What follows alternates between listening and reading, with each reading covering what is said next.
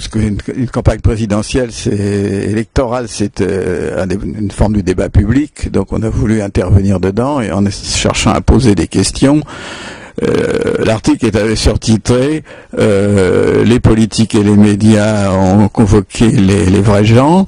Il ne faudrait pas pour autant qu'on oublie les vraies questions. Or, on a soulevé une vraie question qui est celle qu'il y a 1 an et demi, tout le monde se souvient de ce qu'on appelait la révolte, enfin des banlieues, d'un terme que d'ailleurs je n'accepte pas.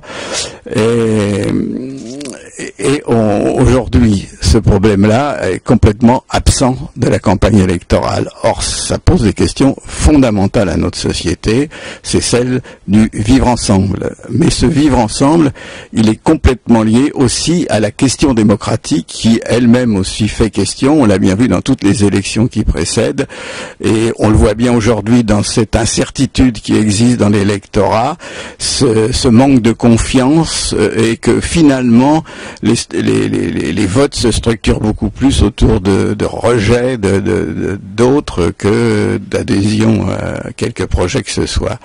Donc l'article développe un peu cette idée-là et cherche à montrer en quoi ce qui est au fond l'avenir de notre pays. Il y a un chercheur qui a écrit un bouquin récemment sur les problèmes d'immigration et qui disait au fond, dans 30 ans, la France, la rue, elle sera un peu entre ce qu'on est aujourd'hui et puis ce qu'on est à La Réunion, par exemple. C'est-à-dire qu'on pourra monter toutes les frontières qu'on veut.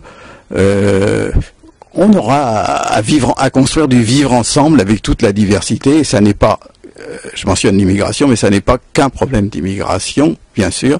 C'est une diversité qui se construit avec une crise sociale qui se développe et qui est à la base de la crise politique à laquelle on assiste. Donc c'est un peu ça que l'article reprend. Et tu disais...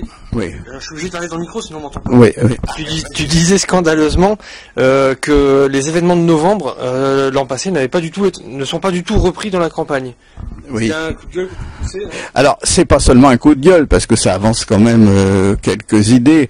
C'est-à-dire que qu'est-ce qu'on a dit quand même très massivement après l'affaire de novembre, c'est un problème de banlieue, c'est un problème de jeunes.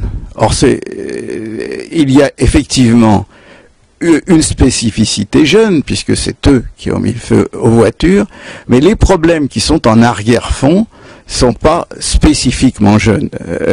Ce sont des questions très profondes qui sont liées à la crise sociale, au fait qu'il y a toute une partie très massive de la population qui est dans la précarité, comme chacun sait, sans parler du chômage, et que pour ces gens, il n'y a plus aujourd'hui de perspective, au fond. Et c'est ça d'ailleurs qui alimente la méfiance à l'égard du monde politique. Donc, comment traiter cette affaire d'abord de la crise sociale, je ne vais pas développer parce que ça implique énormément de choses, mais si on pose cette question à partir de la crise des quartiers populaires, puisque c'est là que ça s'est développé, l'erreur, c'est de considérer que ce sont, comme j'ai dit tout à l'heure, des problèmes de banlieue, de ces quartiers qu'on appelle des zones de relégation. Or, en fait, il s'agit pas de problèmes de régions qui sont comme extérieurs à la France, comme coupés de la France. Ce sont les problèmes de la France. Mais est-ce que la crise sociale, elle n'existe pas que dans ces quartiers-là? Mais ces quartiers, par contre, cumulent tous les handicaps. Ils cumulent les handicaps, évidemment, du chômage, de la précarité, les handicaps par rapport à l'école, par rapport à la famille, à son fonctionnement, par rapport à la sécurité aussi. Et c'est ce qui fait peut-être, non pas leur spécificité, mais que ce sont les lieux où ces questions-là deviennent les plus explosives, parce qu'il y a ce cumul des handicaps. Mais il faut pas se tromper, ce sont pas des problèmes de banlieue, comme on dit, ce sont des problèmes de la France d'aujourd'hui, dans sa crise sociale et dans dans son rapport à la démocratie. Et on ne pourra résoudre ça qu'en offrant d'autres perspectives sociales qui donnent vraiment du sens à la projection sur l'avenir. Moi, j'ai écrit un petit livre sur la démocratie, comment renouveler la démocratie. J'ai posé la question, mais ce serait un peu long à développer comme ça oralement, de la société dans laquelle nous vivons, qui est fondamentalement une société d'incertitude. Aujourd'hui, on ne peut plus, notamment un jeune, réellement se projeter sur l'avenir. Évidemment, on a toujours envie de se projeter sur l'avenir, mais l'avenir n'est plus lisible. Si vous voulez, dans la période qui a précédé, qui était celle, comme on appelle, des 30 glorieuses, c'est-à-dire qu'elle est en gros de la fin de la Deuxième Guerre mondiale au milieu des années 70, pour prendre une formule courte, on pouvait dire que le fils ou la fille avait des chances de vivre mieux que ses parents. Ça n'est plus vrai aujourd'hui. Et il y a même des gens qui ont décrit, c'est ce qu'on appelle l'ascenseur social, comment on peut un peu dans la vie quand même accéder à des emplois ou des un peu plus qualifiés par exemple ou autres. L'ascenseur social est bloqué et on même parlé de descendeur social. Donc nous sommes dans une société très complexe qui est justement à la base là aussi du problème démocratique, parce que dans la société qui précède, par exemple, ou même ce qu'on décrit comme la société du risque. Il y a du risque, il faut gérer le risque. C'est vrai. Mais le risque, ça se mutualise. Hein. On a tous une assurance sociale, une assurance auto, etc. Puis si c'est pas mutualisé, on peut mener des luttes sociales pour obtenir des mutualisations. L'incertitude, ça se mutualise pas. Et à mon avis, toute une base de la crise démocratique se trouve là-dedans.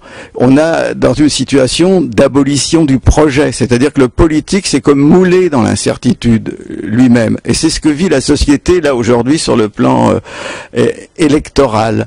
Et je crois que au fond la jeunesse le dirait pas comme je le dis là, bien sûr, mais l'a intégré. Ça, d'autant que si on ajoute même l'argument écologique, ça renforce encore la donne dans le même sens. Et c'est ça qu'on observe, qu'on a à travers la campagne électorale. C'est pourquoi je trouve qu'il est absolument, d'une certaine façon, j'ai envie de dire presque dramatique, que dans un grand enjeu, un grand espace public comme ça qui est créé, que la question aussi lourde de comment on construit du vivre ensemble à partir, en intégrant et en réfléchissant sur ce qui s'est passé en novembre, mais pas uniquement là-dessus, ça ne devienne pas une question absolument centrale pour quelqu'un qui prétend à diriger le pays. Non, c'est oublié, on en a beaucoup parlé, on a réduit la portée de l'affaire, et puis maintenant on s'en est lavé les mains et on parle d'autre chose. Alors je ne dis pas que les autres questions n'ont pas d'intérêt, mais là, on touche à ce qui est, je dirais, à l'intersection au fond de la crise sociale et de la démocratie, parce que on ne peut. Donc, ce que j'ai mis dans l'article, c'est que, vous savez, on nous parle toujours d'intérêt général.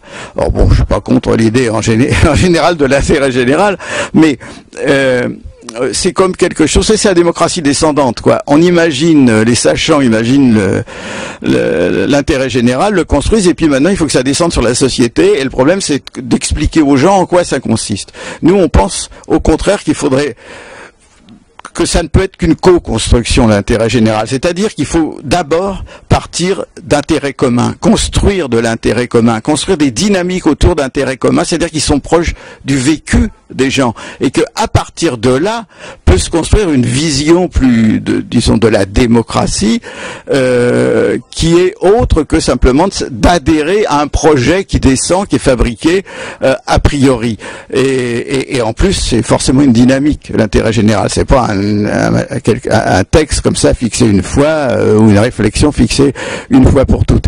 Or, ça ne peut se construire qu'avec la démocratie, parce que si le citoyen n'est pas impliqué dans la construction de l'intérêt commun, des projets qui peuvent piloter de l'intérêt commun, eh bien, ça n'aura pas, même là, ça n'aura pas d'effet. Il faut vraiment et il ne s'agit pas simplement de faire, comme on dit, de la démocratie participative pour que les gens, après coup, sanctionnent. Bien sûr qu'il faut sanctionner après, qu'on peut avoir un avis de contrôle, mais c'est pas fondamentalement un problème de contrôle, c'est qu'il faut que les gens soient associés à la construction de cet intérêt intérêt commun de l'action publique qui va aider à cet intérêt commun, qui va faire que ça va se traduire dans des faits.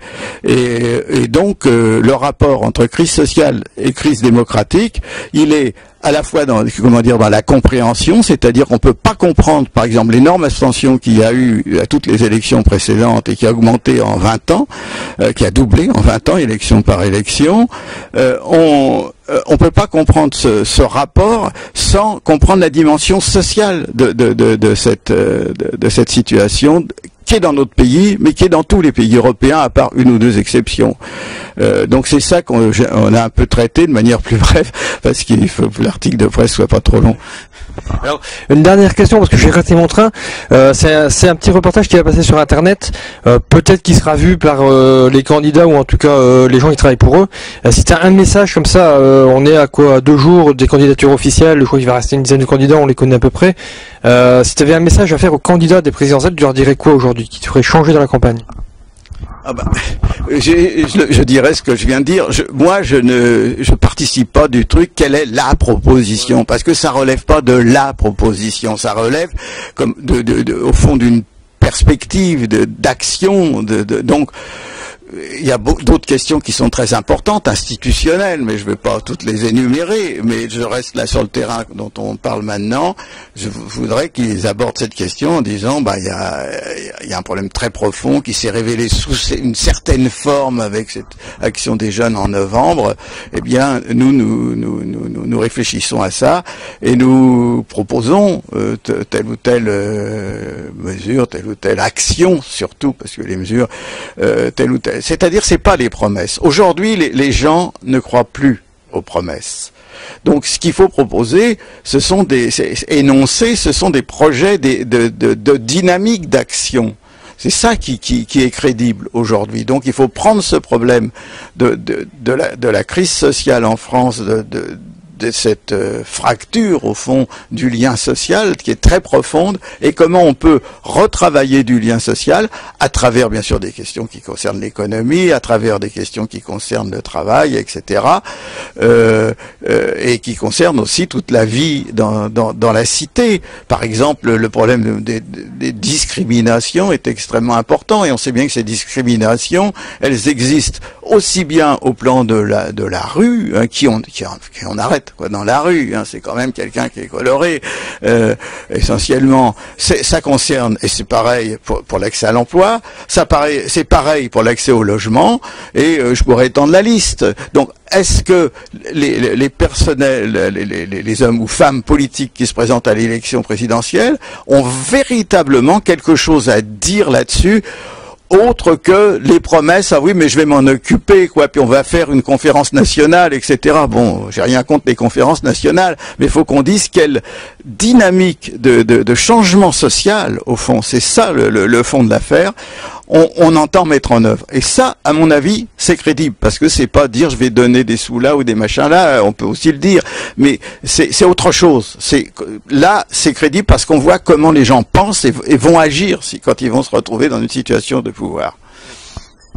J'ai définitivement raté mon train, donc je vais me permettre une dernière question. Non, mais là, c'est pas. Alors, le problème, c'est qu'on est entre passionnés, donc c'est vrai qu'on a du mal on regarde pas la montre quand on échange. Peut-être la dernière question, c'est si tu avais à lancer un message aux médias, parce que comment les médias, est-ce que tu es satisfait dans la façon, parce que l'Adel, c'est dit Territoire, qui est un magazine spécialisé, on va dire, pour les spécialistes, mais qui se trouve pas, je veux dire, Monsieur Tout le Monde lit pas Territoire.